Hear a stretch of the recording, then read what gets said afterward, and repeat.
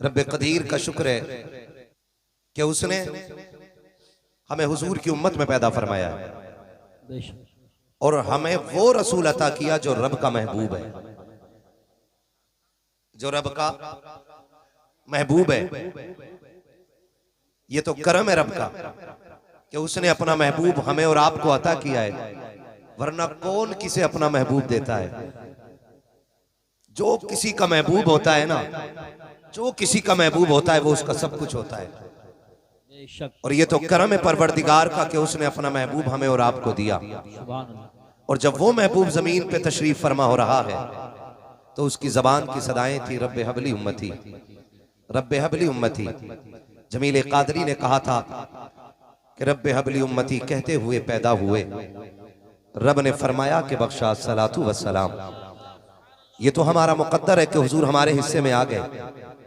और रब अपने महबूब से इतना प्यार करता है, इतना प्यार करता है, उसका ऐलान है महबूब जिसमें तेरी रजा है उसमें, जिसमें तेरी रजा है उसमें, जोर से जिसमें तेरी रजा है उसमें मेरी रजा है।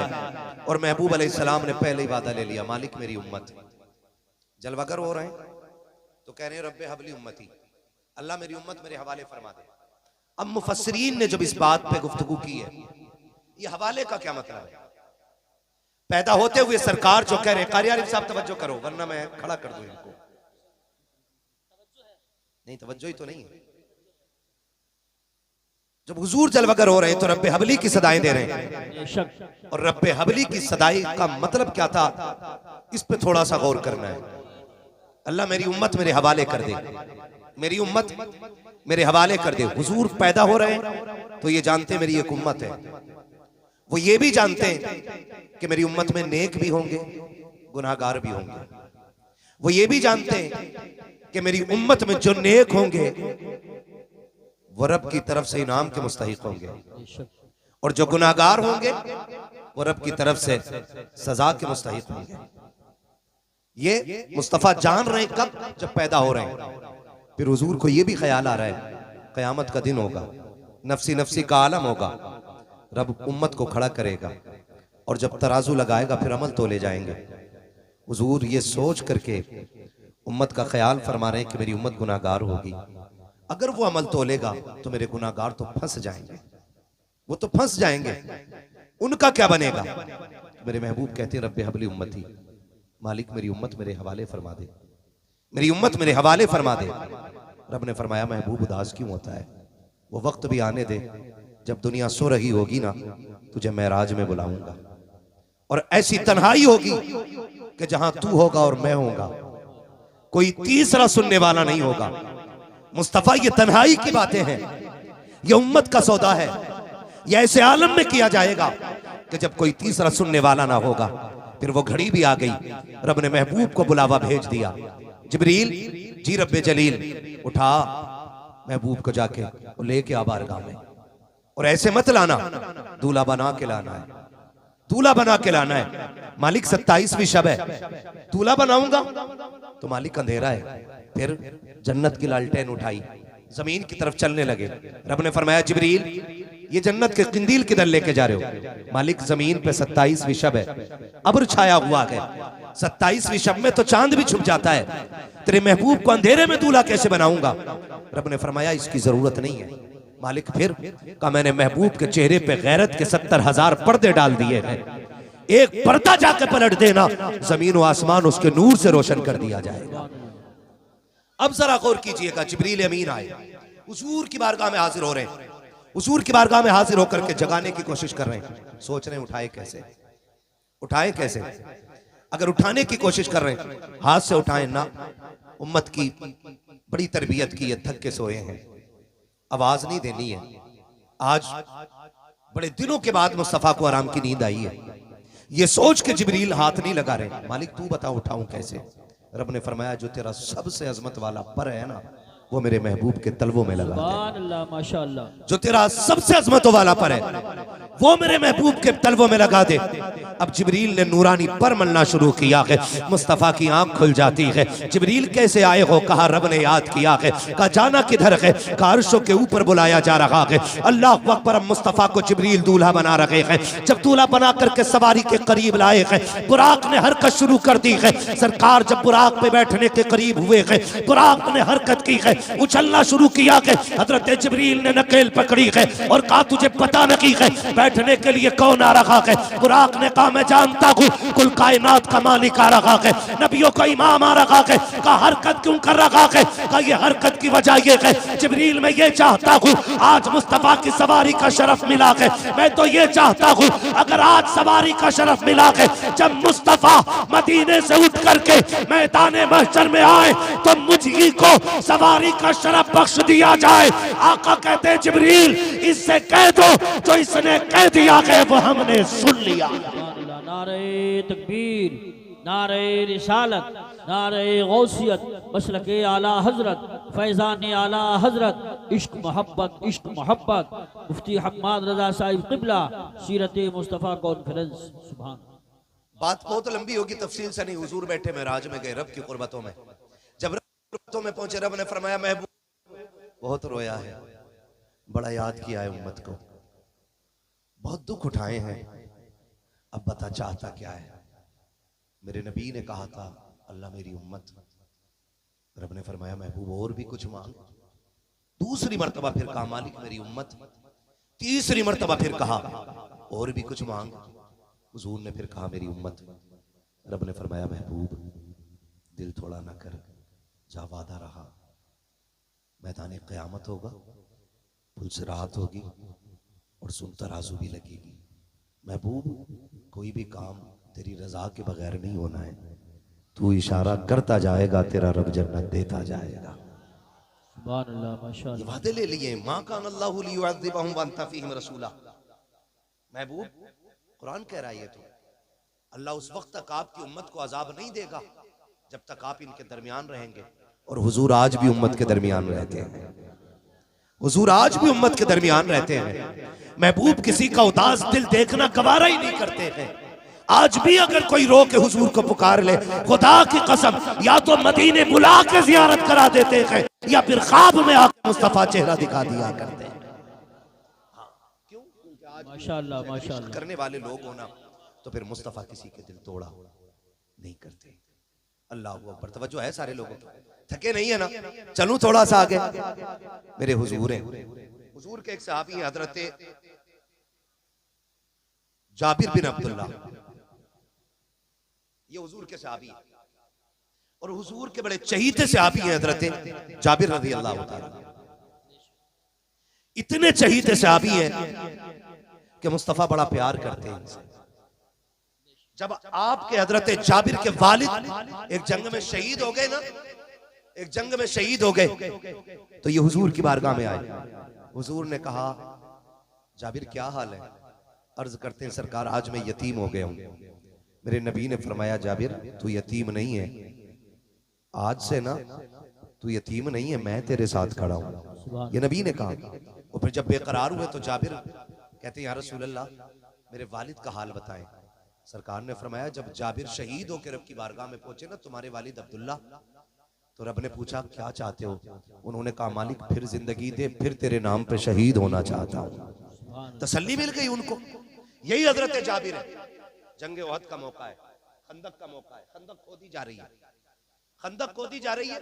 और जब जंगे खंदक हुई थी तो मुसलमानों में ऐसा फाका था कि पेट से पत्थर बंधे हुए थे, पेट से पत्थर।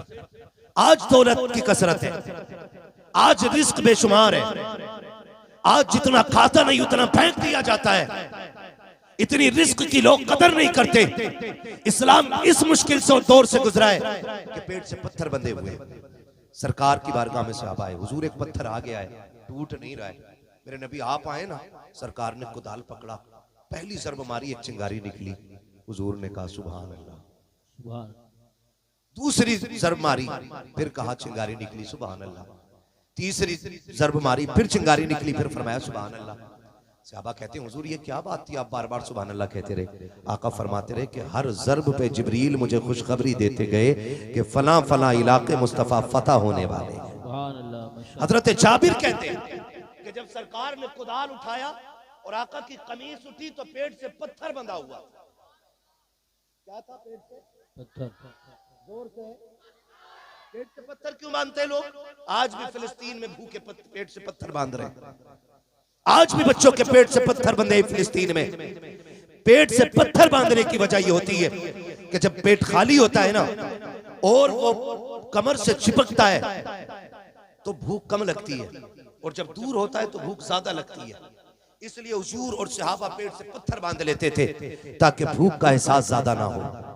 सरकार के पेट से 2 पत्थर बंधे हुए हैं। हजरत जाबिर ने देखा सारे सहाबा के पेट से एक एक पत्थर बंधा हुआ है, मेरे सरकार के पेट से 2 पत्थर बंधे हुए हैं। बेकरार हो गए, घर दौड़ के आ जाते हैं, अपनी शरीक हयात को आवाज दे के कहते हैं ए मेरी शरीक हयात जरा सुनो तो सही। का बात क्या है? का मैंने सरकार का आज फाका देखा है, मेरे आका के शिकम से 2 पत्थर बंधे हुए हैं, हमने एक एक पत्थर बांधा है, सरकार के पेट पे 2 पत्थर है। मेरी शरीक हयात मैं सरकार की दावत करना चाहता हूं, कुछ हो तो बता दिया जाए। हजरत जाबिर की बीवी रोने लग जाती है, कहती मेरे सरताज मेरे घर का 3 दिन का फाका है, हमने बच्चों को कुछ नहीं खिलाया है, अगर कुछ होता तो बच्चों को खिला दिया जाता, मेरे सरताज क्या किया जाए? हजरत जाबिर खड़े हैं, निगाह डाल के क्या देखते हैं? आपके घर के अंदर एक 6 माह का बकरी का बच्चा मौजूद था। कहते मेरी शरीक हयात अगर इसी को काट लिया जाए, इसका गोश्त बना दिया जाए तो सरकार की भूख के लिए काफी हो जाएगा। बीवी हजरत जाबिर की थी, सहाबिया थी,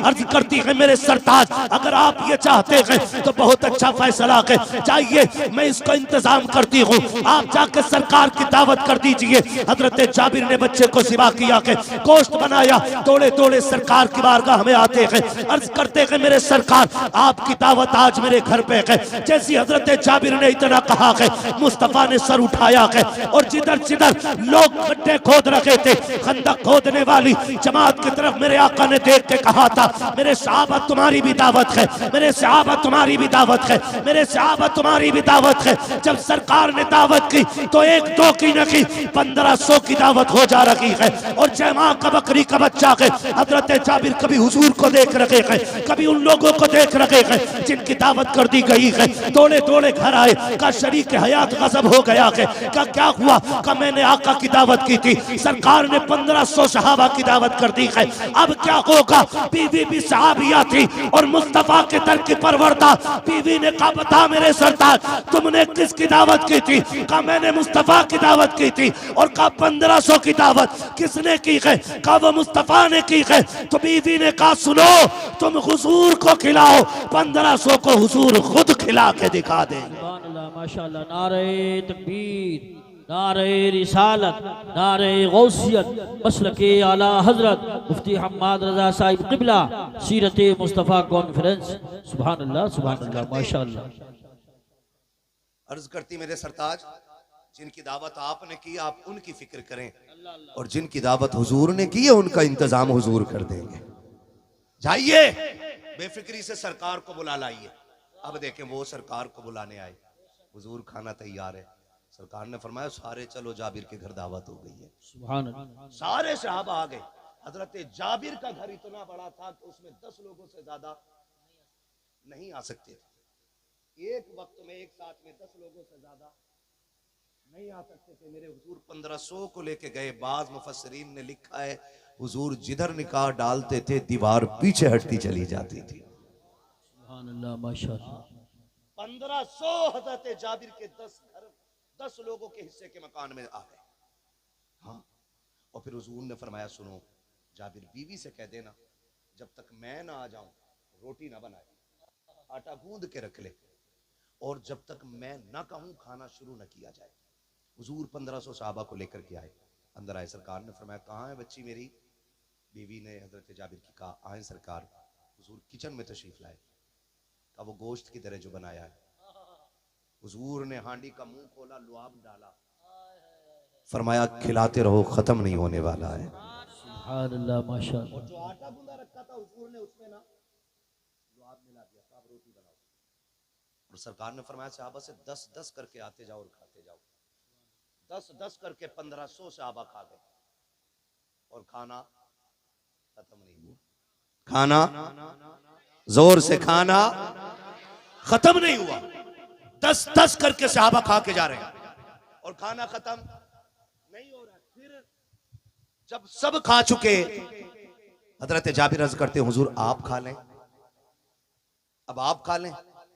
मेरे आका ने फरमाया ना, सुनो जाबिर, हम सब मिलके साथ खाएंगे। सुभान अल्लाह, माशाअल्लाह। हम सब मिलके साथ खाएंगे। हजरत जाबिर ने दस्तरखान लगवा दिया। आका फरमाते हैं जाबिर बच्चे भी तो हैं दो, वो किधर है? सुने जरा गौर से, जाबिर बच्चे भी तो थे दो, वो किधर है? हुजूर कहीं बाहर होंगे, नजर नहीं आ रहे। और हजरत जाबिर को पता ही नहीं था कि दोनों बच्चे इंतकाल कर चुके। बीवी हो तो ऐसी हो। इधर हजरत जाबिर हुजूर को बुलाने निकले, उधर दोनों बच्चों का इंतकाल। जाबिर गए, बीवी हुजूर कह रहे हैं कि बच्चे किधर हैं? तो कहें आप अर्ज कर देना जाके हुजूर से कि आप खाएं, बच्चे खा लेंगे। हुजूर बच्चे नहीं आ सकते, सो रहे बच्चे। तो हुजूर ने दस्तरखान समेटते हुए कहा कि फिर हम तभी खाएंगे जब बच्चे साथ होंगे। सुभान अल्लाह, माशाअल्लाह। क्या फरमाया मेरे नबी ने? हम तभी खाएंगे जब बच्चे साथ होंगे। हजरत जाबिर आके कहते मेरी शरीक हयात करना क्या है? हुजूर राजी नहीं है, कह रहे जब बच्चे होंगे तभी खाएंगे। और मुझसे आका की भूख देखी न की जा रही है, बताओ तो बच्चे किधर गए? हजरत जाबिर की बीवी ने हाथ पकड़ा के अंदर उस जगह पे लाई है जहां पे बच्चों के ऊपर चादर डाल रखी थी। हजरत जाबिर की बीवी ने चादर खींची है। हजरत जाबिर ने देखा, आंखों में आंसू आ गए। कहा बीवी ये कब्र कैसे हो गया? हजरत जाबिर की बीवी ने कहा था मेरे सरताज तुम सरकार को बुलाने के लिए निकले हो, जैसे कि मैंने देखा मेरे एक बच्चे ने चुरी ली है, उसने बकरी को ज़िबा होते हुए देखा था। दूसरे भाई से कहता है चल मैं तुझे बकरी की तरह ज़िबा करता हूं। उसने छोटे भाई के गले पे खंजर चला दिया। जब एक भाई के गले पे चाकू चला, मैं उसको रोकने के लिए दौड़ी, वो डर के छत पे चढ़ गया। इधर एक तो वो जिसका गला कटा वो इंतकाल कर गया, दूसरे से चाकू लेने के लिए दौड़ी, वो डर के छत से गिरा। मेरे सरताज वो भी इंतकाल कर गया। ए मेरे सरताज आज हमारे घर सरकार तशरीफ लाने वाले थे। आप भी जानते हो पड़ोस में यहूदी रहते हैं।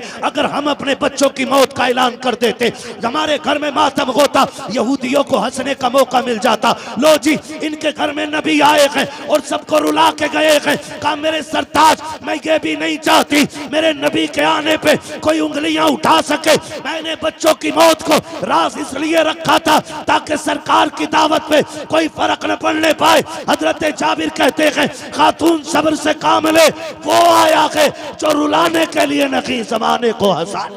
सुभान अल्लाह, माशाअल्लाह। नारे तकबीर, नारे रिसालत, नारे गौसियत, मसलके आला हजरत उलमाए अहले सुन्नत। हजरत जाबिर कहते हैं सरकार बच्चे खत्म हो गए। हुजूर ने फरमाया क्या हुआ? हुजूर एक ने गला काट लिया, एक छत से गिर गया। मेरे नबी फरमाते हैं किधर है? हुजूर उठे, वहां आए जहां पे बच्चे लेटे हुए थे और आका करीम ने ना बाजू पकड़ के दोनों का हिला के कहा सुनो हम आ गए हैं, चलो साथ खाना खाएंगे। हम आ गए हैं, चलो साथ खाना खाएंगे। मुअर्रिखीन ने लिखा बच्चे गर्द झाड़ते हुए उठ के खड़े हो जाते हैं और मुस्तफा के साथ खाने में बैठे। जब खाना खा चुके आका बच्चों का चेहरा देख रहे हैं, हुजूर कह रहे हैं उदास हो, क्या हो गया? बच्चे कहते हैं सरकार हमारा एक ही बकरी का बच्चा था और कोई खिलौना भी नहीं था, अब वो नहीं रहा। हुजूर ने सारी हड्डियां इकट्ठा की, फरमाया कुम बेइज़्निल्लाह, बकरी का बच्चा भी उठ के खड़ा हो जाता है। बरेली से आवाज आती कौन देता है देने को मुंह चाहिए, देने वाला है सच्चा, हमारा नबी, देने वाला है सच्चा, देने वाला है सच्चा हमारा नबी। सरकार ने बच्चा भी जिंदा कर दिया और उनके अपने बच्चे भी जिंदे कर दिए।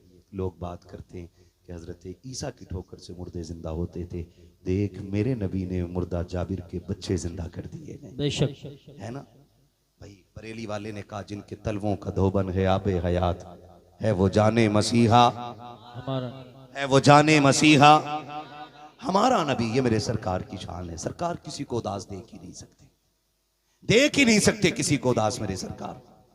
और खुदा की कसम ये शान अल्लाह ने हुजूर ही को अता फरमाई, बेशक ये सिर्फ हुजूर को अता फरमाई है।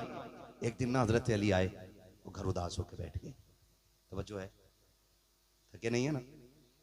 हाँ, आपको थकना भी नहीं चाहिए, थकना मुझे है, आपको बिल्कुल बेदार रहना है, क्योंकि अजमत भाई को सुनना है। तवज्जो कीजिएगा। हजरत अली आए, वो गर्दन झुका के अपने घर में बैठ गए। सारे सुने मेरी बात, अपने घर में गर्दन झुका के बैठे। बीवी वो होती है जो शोहर को न दुख दे न दुख में रहने दे। अच्छी बीवी वो होती है जो शोहर को न दुख दे और न दुख में रहने दे। हजरत अली की गर्दन झुकी हुई है। खातून जन्नत आ गई मेरे सरताज, क्या बात है, उदास लग रहे हैं। हजरत अली कहते हैं, फातिमा आज ना उस्मान ने हुजूर की दावत की थी, काश हमारे पास भी दौलत होती, हम भी हुजूर को दावत खिलाते। खातून जन्नत देख रही हैं। हजरत अली कह रहे काश हमारे पास भी दौलत होती, हम भी खिलाते।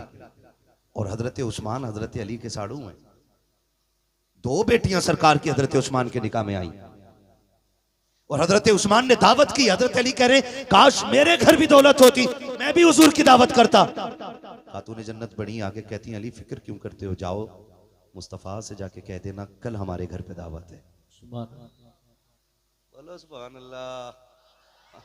का हमारे घर पे दावत है, हुजूर से जाके कह देना। हजरत अली मुंह देख रहे, कहते फातिमा मुझे पता है ना मेरे घर में क्या है, और तुम खाने की बात कर रही हो, कहां से दावत खिलाओगी। फिर ख्याल आया ना, हो सकता है औरत मर्द की कमाई में से थोड़ा थोड़ा बचा भी लेती है ना, सोचा शायद रखा हो। गए, फातिमा जा, फातिमा कराऊं दावत, चाहिए ना अली, हुजूर से कहिए हमारे घर कल की दावत है। अब हजरत अली गए खुशी खुशी, मुस्तफा बैठे, जाके सलाम किया। आका फरमाते हैं अली कैसे आए, कहा हुजूर आपकी दावत है, हुजूर आपकी दावत है। जब हुजूर की दावत की ना, हुजूर मुस्कुरा के कहते हैं सहाबा कल अली के घर खाना खाने जाना है, सहाबा कल अली के घर खाना खाने के लिए जाना है। अब हजरत अली, अगला दिन आ रहा है, शाम हुई, हजरत अली देख रहे हैं फातिमा मामूल के मुताबिक अपने कामों में, दावत की कोई तैयारी नहीं। अली सोच रहे हैं कल क्या होना है, कल क्या होना। रात गुजर गई, कोई मामूल से ज्यादा कोई काम नहीं। सोच रहे हैं फातिमा दावत कहां से खिलाएगी। अगला दिन जब दोपहर का वक्त करीब होने लगा, कोई तैयारी नहीं, कोई पकवान नहीं, कोई आग चूल्हे पे नहीं जली। अली कह रहे हैं फातिमा दावत है आज हुजूर की, कोई इंतजाम नहीं। आप फिक्र क्यों करते हैं, जाइए ना मुस्तफा को जाके बुला लाइए। हजरत अली देख रहे हैं ना कोई पकाया, ना कुछ बनाया, ना आग जलाई, और ये बुलाने के लिए भेज रही है। कहा जाइए बुला के लाइए। हजरत अली उठे, मुस्तफ़ा को लेने के लिए आ जाते हैं। जैसी हजरत अली घर से निकले हैं, खातून जन्नत सैयदा तैयबा ताहिरा आबिदा जाहिदा तकिया नकिया ज़किया राकिया कारिया साजिदा आलिमा फाजिला हाफिजा सैयदा कायनात खातून जन्नत सैयदा फातिमा ज़हरा रज़ी अल्लाह तआला अन्हा इधर अली निकले हैं, उधर मुसल्ला उठा लेती है। 2 रकात नमाज अदा करने के बाद चोली फैला के कहती है, ए परवरदिगार आलम, आज तक फातिमा तेरी बारगाह में जो सुजूद नियाज लुटाती रखी है, आज उसकी कीमत अदा फरमा दे, आज उसका मोल दे दे। मेरे परवरदिगार मुझसे शोहर की उदासी नहीं देखी गई, मैंने तेरे महबूब की दावत कर दी है। ए मेरे परवरदिगार, आज अली की इज्जत भी बचा ले, नबी की बेटी की भी इज्जत बचा ले। इतना कह करके मुसल्ला समेट दिया है। हजरत अली आ रखे हैं, आगे आगे नबी चल रखे हैं, पीछे पीछे अली चल रखे हैं। अब अली भी जिस तरह आका करीम हजरत उस्मान गनी के घर जा रखे थे, हजरत उस्मान हर कदम को गिन रखे थे, और गिनते गिनते जब हजरत उस्मान का घर आया, आका ने फरमाया उस्मान कदम क्यों गिने हैं। तब हजरत उस्मान गनी ने कहा था, या रसूल अल्लाह, कदम इसलिए गिने हैं कि हर कदम के बदले में मुस्तफा में गुलाम आजाद करूंगा, आप मेरे मेहमान बन गए हो। तारीख गवाह है, अली भी पीछे पीछे कदम गिनते जा रहे हैं। जैसी सरकार पहुंचे हैं, खातून जन्नत के दरवाजे पे बैठे हैं, अचानक दरवाजे पे दस्तक हो जाती है, आवाज आई है, आओ जरा दरवाजे पे आओ। हजरत अली दौड़ के जाते हैं, क्या देखते हैं, चंद लोग खाने का थाल लेकर के खड़े हैं। आका कहते हैं अली ये खाना लेके अंदर आ जाओ। हजरत अली खाना लेकर के आए हैं। अब सहाबा जब खा रहे हैं, उंगलियां चाटते चले जा रहे हैं, जितने खा रहे हैं उंगलियां चाट रहे हैं। सहाबा कहते हैं आका आज तक कभी ऐसा खाना नहीं खाया है जैसी लज्जत आज फातिमा के दस्तरखान पे आ रही है। तब मेरे नबी ने कहा था, सहाबा जो खाना मरने के बाद आखिरत में निबटने के बाद जन्नत में जाके मिलेगा, वो मेरी फातिमा ने तुम्हें दुनिया में खिला दिया। सुभान अल्लाह, नारे तकबीर। नारे रिसालत, नारे गौसियत, मसलक आला हजरत, फैज़ान आला हजरत मुफ्ती हम्माद रज़ा साहिब क़िबला, उलमाए अहले सुन्नत। सुभान अल्लाह। फिर देखा अली फिर उदास है। खातून जन्नत कहती है अली अब क्यों उदास हो, अली अब क्यों उदास हो। काम तो रही गया फातिमा। कहा क्या, उस्मान ने हर कदम के बदले में गुलाम आजाद किए थे, मैं क्या आजाद करूं। अभी ये बात कह ही रहे थे, इतने में जिब्रील आ गए। महबूब बेटी से कह दो कि दिल थोड़ा ना करे, अपने शोहर के लिए ज्यादा उदास ना हो। अगर उस्मान ने हर कदम के बदले में गुलाम आजाद किया है ना, तो हम महबूब के हर कदम के बदले में ना 1000 तेरी उम्मत के गुनाहगारों को बख्शेंगे। सुभान अल्लाह, माशाअल्लाह। हर कदम के बदले में 1000 गुनाहगार उम्मत बख्शी जा रही है ना। तुम्हारे ही लिए तय गुनाहगारों सियाकारो, ये शब भर जागना और रात भर रोना मोहम्मद का। हमारा सब कुछ हुजूर के लिए होना चाहिए। जिंदगी देखिए जैसी करनी है ना वैसी वैसी। टेंशन में आ गए इस बात को सुन के ना। मैं जमीन के कागज लेके नहीं बैठा हूं। मैं ये नहीं बताऊंगा किसके पास कितनी कम है और किसकी ज्यादा है। बस इतना बताऊंगा जैसी करनी वैसी भरनी। जिंदगी इतनी खूबसूरत बना लो कि हम कब्र में बाद में पहुंचे, हुजूर कब्र में पहले आ जाएं। और जब बात हुजूर की हुआ करे ना, मैं अपनी पूरी बस्ती के तमाम नौजवानों से कहना चाहूँगा, आज तो चलो नौजवानों ने महफिल सजाई है और मैं देख रहा हूँ ज़्यादातर नौजवान आए हुए हैं महफिल में। अगर कोई बुजुर्ग भी महफिल सजाए ना तो फिर चले जाया करो, सब में जाया करो, कोई महफिल वीरान ना रखा करो। कम से कम क़यामत में ये तो होना कि सरकार आपकी उम्मत गुनाहगार थी, गद्दार नहीं थी। जहां आपका नाम सुनते थे दौड़ के चले जाया करते थे। 365 दिन, 64 दिन, 63 दिन, 360 दिन सोते ही रहने, एक रात जाग के हुजूर के लिए गुजार लिया करें।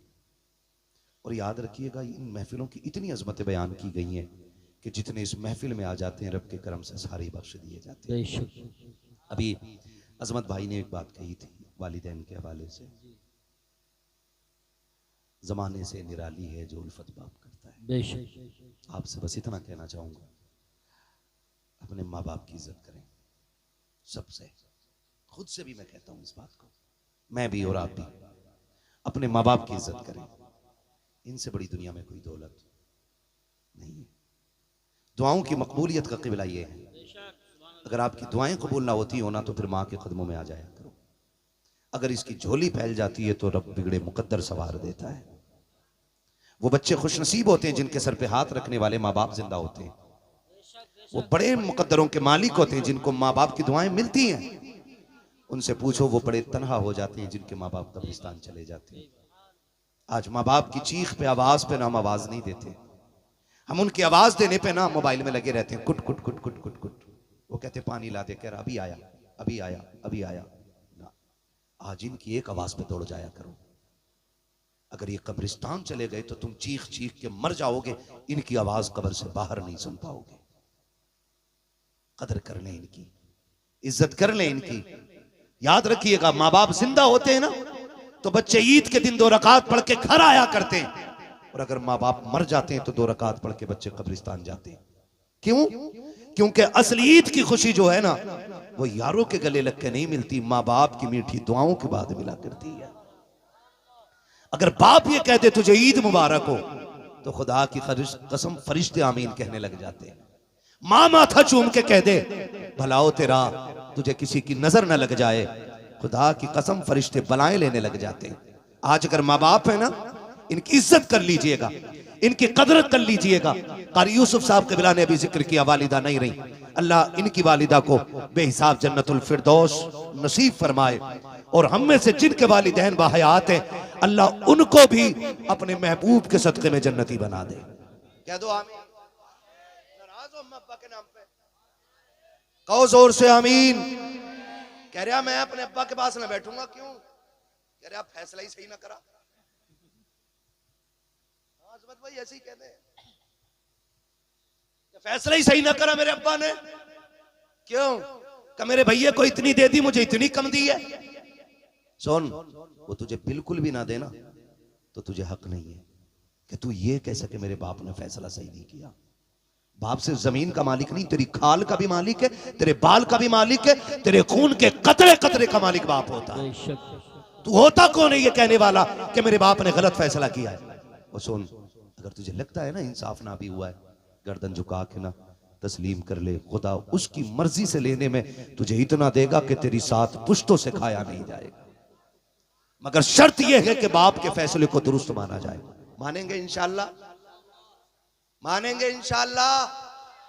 हाँ जी, वालिदैन जो फैसला कर दें उसे तस्लीम कर लिया करो, उनकी इज्जत किया करो, उनकी कदर किया करो। और एक बात, आखिरी बात, देखिए जाना तो सभी को है, कभी बाप पहले चला जाता और कभी, बोले कभी, आप क्यों नहीं बोल रहे? टेंशन में आ गया। कभी बाप पहले चला जाता और कभी, असल में ये पाइप ही बहुत गलत जगह आ गया। कभी बाप पहले चला जाता और कभी मां पहले चली जाती। अब दोनों की कंडीशंस बिल्कुल अलग है। बाप अगर पहले चला जाए ना तो मां को मोहताज बना देती है औलाद, टुकड़े टुकड़े को तरसा देती है औलाद। और अगर मां पहले चली जाए ना तो बाप की मिट्टी पलीत कर देती है औलाद। दोनों पहलू किसी की जिंदगी में भी आ सकते हैं। पहले मां भी जा सकती है और पहले बाप भी जा सकता है। अगर मां पहले चली जाए ना तो फिर बाप के नौकर बन जाना, उसे कभी आवाज देने का मौका मत देना, उसको इतना प्यार देना, इतनी इज्जत देना कि वो तन्हाई में भी हाथ उठाए करे तो कहा करे अल्लाह मेरी औलाद की जैसी सबकी औलाद हो जाए। और अगर बाप पहले चला जाए तो फिर मां रह जाती है। हैरत होती है, एक मां 8-10 बच्चों को पाल लेती है, 6-6, 8-8 बेटे एक मां पाल लेती है, और 8 बेटों से मिलकर एक मां नहीं पाली जाती। बड़ा दुख होता है, तकलीफ होती है। बड़ा खुशनसीब है वो बंदा जिसके हिस्से में मां आ जाती है। सबसे खुशनसीब वो बंदा है जिसके हिस्से में मां आ जाती है, इसलिए कि जिधर मां होती है उधर ही रब के करम की निगाह होती है। ख्याल कीजिएगा, अगर बंटवारे का कभी नंबर भी आना तो जमीन छोड़नी पड़े तो छोड़ दो, मकान छोड़ना पड़े तो छोड़ दो, मां ले लो। इसलिए कि जितनी छोड़ के आए हो वो एक बार दुआ कर देगी तो उसकी 10 गुना अल्लाह तेरे थूक से पैदा कर देगा। इज्जत कीजिएगा, कदर कीजिएगा। अगर बाप के इंतकाल के बाद मां ने कब्रिस्तान की तरफ मुंह करके रो के इतना कह दिया, हाय किधर छोड़ के चला गया, मुझे भी साथ ले जाता, मुझे किन बेगैरतों में छोड़ के गया है, जहां तो टुकड़े इज्जत के नहीं मिल रहे। खुदा की कसम, अगर मां ने रो के इतना कह दिया काबे में जाके मर जाना, ना तुझसे खुदा राजी होगा ना मुस्तफा राजी होगा। बेशक बेशक बेशक। ख्याल करना, मां की आंख में आंसू ना आने पाए बाप के इंतकाल के बाद। मां रो के ये ना कहने पाए, हाय किधर जाके तू मुझे छोड़ के बस गया, मुझे कहां छोड़ के चला गया।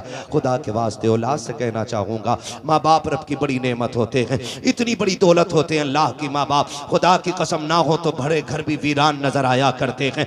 एक चारपाई मेरे दादा की उठी थी एक बरामदे के अंदर से, आज तक वो जगह खाली नजर आती है।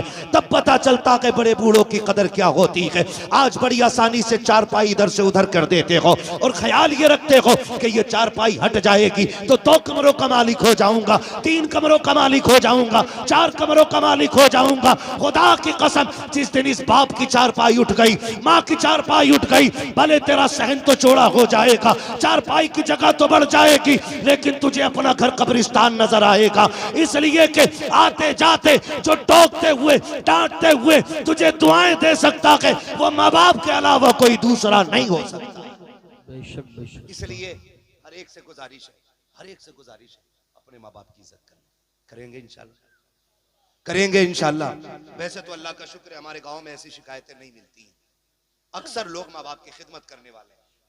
हाँ, लेकिन फिर भी एडवांस के तौर पे मैंने ये बात बता दी।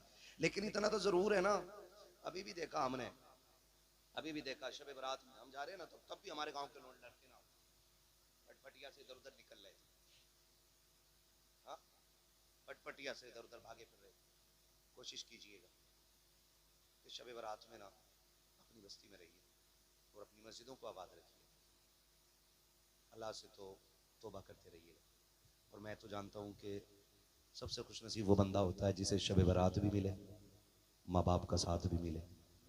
शब बारात में माँ बाप अगर दुआ दे दें बेटे को और मगफिरत की दुआ मांग लें तो अल्लाह गुनाहगार को भी जन्नती बना देता है। अल्लाह ने ये दिन दिया तो इंशाअल्लाह माँ बाप के साथ अगली शब बारात में दुआ करेंगे इंशाअल्लाह। अभी शब कद्र भी आने वाली है तो उसमें माँ बाप से दुआएं ले लेंगे। अल्लाह करीम हम सबको मुस्तफ़ा जान रहमत की तरीक़ों पे अमल की तौफीक अता फरमाए। और जिन नौजवानों ने ये महफिल सजाई है, मौला करीम उन जवानों को दिन दुनी रात चौगनी तरक्की अता फरमाए।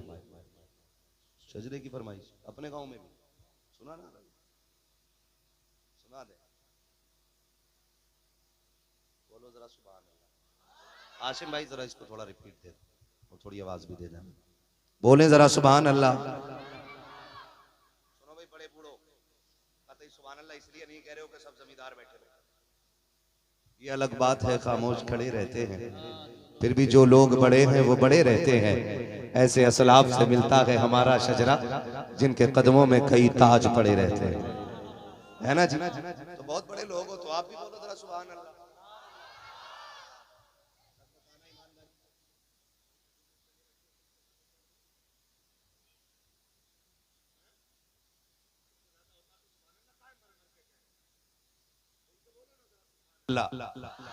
और जोर से,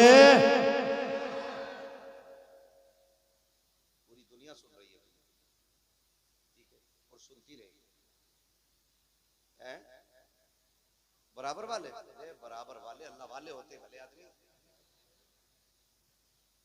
अगर इमाम बोलेगा तो तुम्हें बोलने की इजाजत नहीं है। जी जी बेशक ऐसे ही है ना भाई नमाज में अजहर भाई, है इमाम के पीछे किरात करने की इजाजत है नहीं ना। और जहां ये ना बोले वहां फिर मुक्तदियों को चाहिए आगे है, तो फिर आप इनकी होड़ ना करें। ये बड़े लोग हैं और इनकी होड़ कभी ना किया अपने बारे में सब सोचा करें। मैं अपने बारे में सोचता हूँ, आप अपने बारे में सोचें, ठीक है। बोलें जरा सुभान अल्लाह। मेरी बात सुनो बच्चों, इधर देखो मेरी तरफ। अल्लाह सलामत रखे, अगली बार अल्लाह सबको एक एक टोपी की तौफीक अता फरमाए।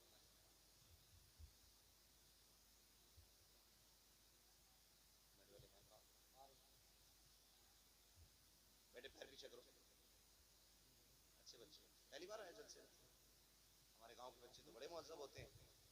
और टोपी ओढ़ के आया करो अगली बार से।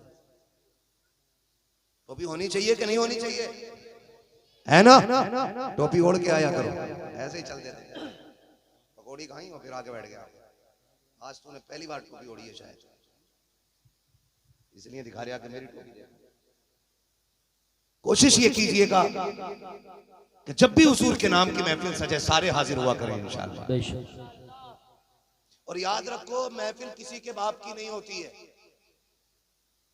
किसी के बाप की सिर्फ रसूल पाक की होती है। भाई ये शमा चल रही है, ये लाइट है, देखे होंगे आपने गर्मियों में कीड़े आ जाते हैं ना उड़ने वाले, उन्हें पता नहीं होता है कि इसका खर्चा जो है कि खाली 4 लोगों ने किया, भाई हम जलने फ्री में क्यों जाएं। लेकिन नहीं ना, वो शमा देखते हैं और जल जाते हैं, मर जाते हैं, अंजाम यही होता है, जान दे देते हैं। उन्हें इससे मतलब नहीं किसके घर में लगी है, किसके खर्चे से चल रही है, अच्छी मिसाल। उन्हें तो मतलब यह है कि उन्हें शमा से इश्क होता है। इसी तरह जिन्हें हुजूर से इश्क है ना, इससे मतलब नहीं कि पिंडाल किसकी जमीन में लगा के और लगाया किसने है, बस हमें तो हुजूर की बातें सुनने से प्यार होना चाहिए। यही करेंगे ना इंशाअल्लाह। हाँ, और कुछ चीजें फितरत में होती हैं, फितरत में। कारी यूसुफ साहब क़िबला में क्या बताऊं, हमारे मोहल्ले से अभी 2 लोग इंतकाल कर गए। जो कादरी मस्जिद जो आप देख रहे हैं, जिसका लिंटर अभी तक इसलिए रुका हुआ है कि कुछ कलमा पढ़ने वालों ने भी टांग अड़ाई। और वो लोग जिन्होंने इस मस्जिद के लिए हमेशा कोशिश और मेहनत की, उनका अंजाम लोगों ने देखा। हमारे जफर चचा मरहूम अल्लाह उनके दर्जात बुलंद फरमाए, उनका इंतकाल जुमे के दिन हुआ। वो हमेशा कादरी मस्जिद की हिमायत में रहे। दूसरे हमारे हाजी अमीन साहब, अल्लाह उनकी कब्र पे अपनी रहमतों गुफरान की बारिशें फरमाए। बेचारे जब भी कहीं बैठते थे ना, कहते थे यारो लिंटर कब पड़ेगा, लिंटर कब पड़ेगा। एक दिन आए जोहर की नमाज पढ़ने के लिए, इसी गेट से दाखिल हुए, वुजू करने के लिए बैठे, मुंह से ब्लड आया और इंतकाल कर गए, मस्जिद में इंतकाल कर गए। हश्र देखें कितना अच्छा हुआ। फरमाया गया जो जिस हाल में मरेगा क़यामत में उसी हाल में उठाया जाएगा। इंशाअल्लाह वो दिन आएगा क़यामत में लोग देखेंगे कि मस्जिद से प्यार करने वाले हाजी अमीन साहब वुजू करते हुए उठाए जाएंगे नमाज की तैयारी में। तो ये अपने अपने हिस्से की बात होती है। मैं आपसे कहना चाहता हूं हम कम से कम अपना हिसाब इतना अच्छा रखें कि हमें मौत आए ना तो ऐसा काम करते हुए मौत आए कि जमाना हमारी मौत पे नाज करे। सुभान अल्लाह, माशाअल्लाह माशाअल्लाह। नेक कामों में हमेशा लगे रहिएगा। अल्लाह जिससे चाहता अपने दीन का काम, जोर से दीन का काम ले लेता है। अगर वो अबाबीलों से चाहे तो हाथी मरवा देता है। मरवाए क्या नहीं? सुभान अल्लाह, मरवाए। अबाबीलों से चाहता तो हाथी मरवा लेता है, मकड़ी से चाहता है तो गार के दरवाजे पे जाले लगवा देता है। कबूतर अंडे दे देते हैं तो गार की हिफाजत हो जाया करती है ना जी। तो ये सब अल्लाह की मर्जी के ऊपर है, बस उसे राजी करने की कोशिश कीजिएगा, ठीक है ना। अब आवाज निकालिए जोर से, जरा बोलो सुभान अल्लाह। मेरा हाथ देख रहे हो? जब मेरा हाथ ऐसे होना तो तुम्हें बोलना है सुभान अल्लाह। समझ जाना कि घर का मौलाना थक गया, सांस लेना चाह रहा। हम इतनी जोर से सुभान अल्लाह कहे कि मौलवी सांस ले ले। कहीं ऐसा मत करियो सारी दुश्मनी आज ही निभा जाओ कि आज फंसा। मौलवी के सामने तुम सुभान अल्लाह कहना भूल जाओ और मैं सांस लेना भूल जाऊं। जलसा कल भी है, कल पिपलसाने में जाके बोलना है, परसों कल, ठीक है जी, परसों पिपलसाना जाना है, कल फिर कहीं जाना, कल कहीं थे। हम तो वो भटकती आत्मा है जो कदम ही नहीं रुकते, हर रात कहीं ना कहीं सफर रहता है, ठीक है ना। अब जरा बोले सुभान अल्लाह। ओ खड़े वाले बंदो बोल दो यार तुम भी सुभान अल्लाह। हाँ, इतने मजबूत कसम से भी गन्ना कट के पर्ची पैसा नहीं आया है। गर्मी इतनी आ गई बैठने कोई तैयार नहीं है ना। मत बैठो, मैं बैठाऊंगा नहीं। अब खड़े खड़े बोलना है तुम्हें सुभान अल्लाह। अब बाकी जो काम है लिटाने या बैठाने का अजमत भाई कर लेंगे, क्योंकि इनकी भी ट्रेन मुरादाबाद से है, इनको भी बहुत जल्दी रुखसत करना है और मैंने बहुत ज्यादा वक्त आपका ले लिया। तो फिर आप बोलो सुभान अल्लाह। इतनी जोर से सुभान अल्लाह बोलो कि मेरी थकन उतर जाए। बोलो जरा खुल के सुभान अल्लाह। आदम के बेटे शीश, सुभान अल्लाह।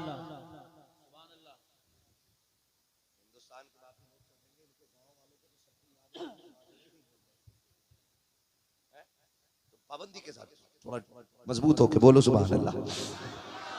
आदम के बेटे शीश, शीश के बेटे अनस, अनस के बेटे कैनान, कैनान के बेटे मेलाइल, मेलाइल के बेटे ब्यारत, ब्यारत के बेटे इदरीस, इदरीस के बेटे मुतवशिक, मुतवशिक के बेटे लबकने के नाम, लबकने के नाम के बेटे नूह।